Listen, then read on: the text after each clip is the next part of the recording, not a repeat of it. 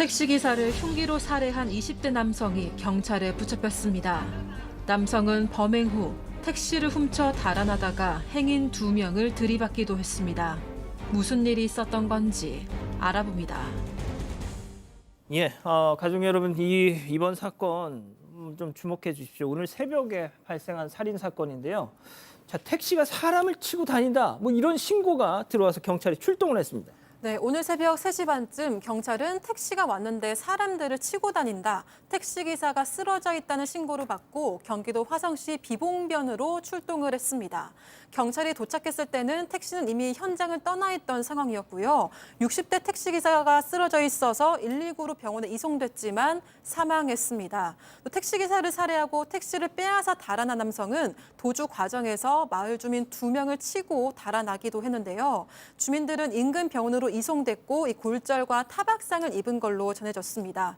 그리고 경찰은 사건 발생 1시간여 만인 새벽 4시 40분쯤 약 40km 정도 떨어진 서울 방배동 길가에 세워진 택시 안에서 20대 남성을 긴급 체포했는데요. 이 남성은 오늘 새벽 서울 강남에서 택시를 탔고 경기도 화성시에 있는 집으로 귀가하던 중이었던 걸로 전해졌습니다.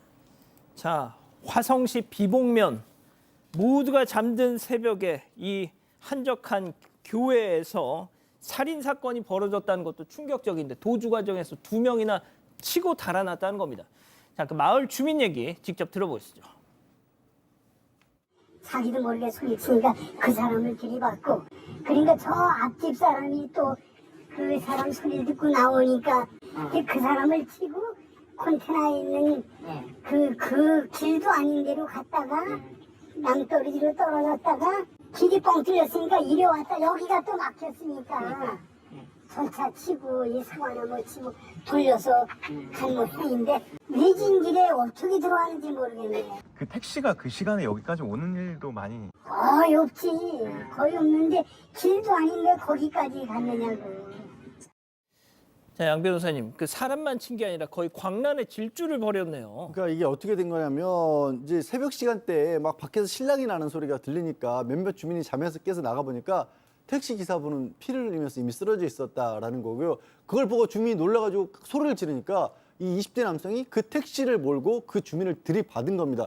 근데 다른 주민이 그 상황을 보고 경찰에 신고를 하니까 또 그 마을 주민을 들이받았고요.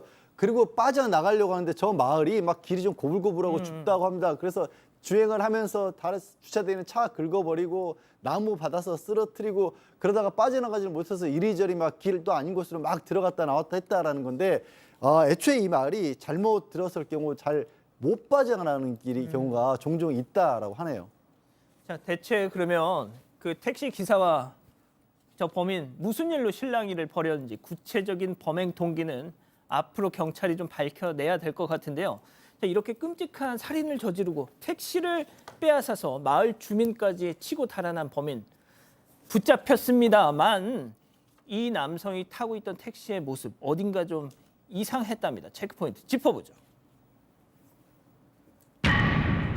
바퀴가 없었어요? 자, 범인이 택시를 훔쳐서 달아났고요.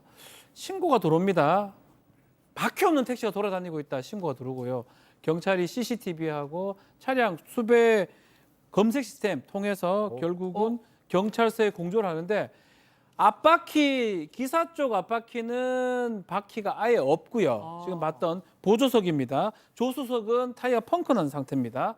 앞에 범퍼도 지금 박살 완전히 부서져 있고 유리창도 지금 어딘가에 세게 부딪혀서 깨져버린 그런 상황입니다.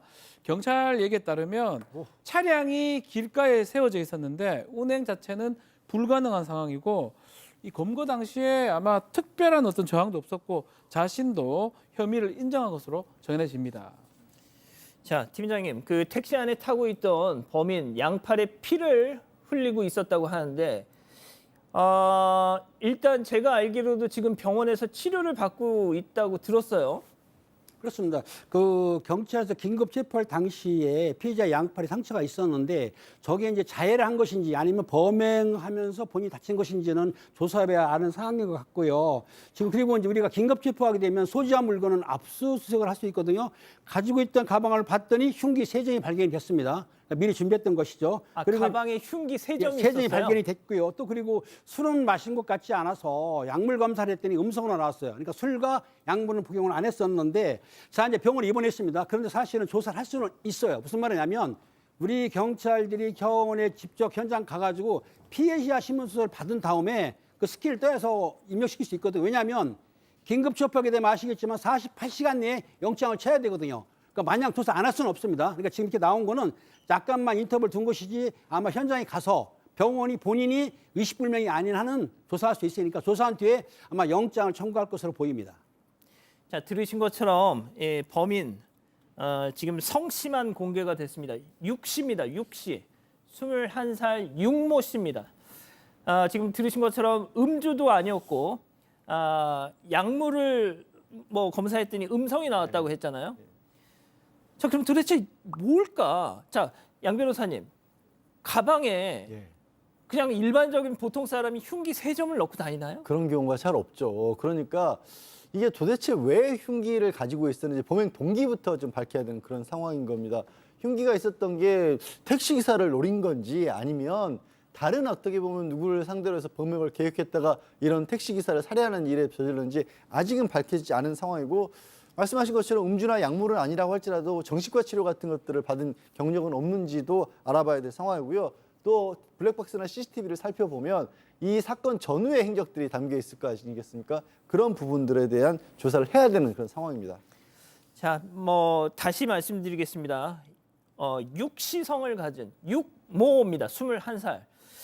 가방에 흉기 3점을 갖고 다니다가 오늘 새벽에 그런 살인 사건을 벌인 겁니다. 자, 만약에 잡히지 않았더라면 어떤 또 연속 살인을 벌였을까? 이런 또 정말 무서운 생각마저 드는데요. 자, 21살 육모 씨에 대해서 좀 알고 계시는 가족 여러분들이 있으면 저희한테 제보 좀 주십시오.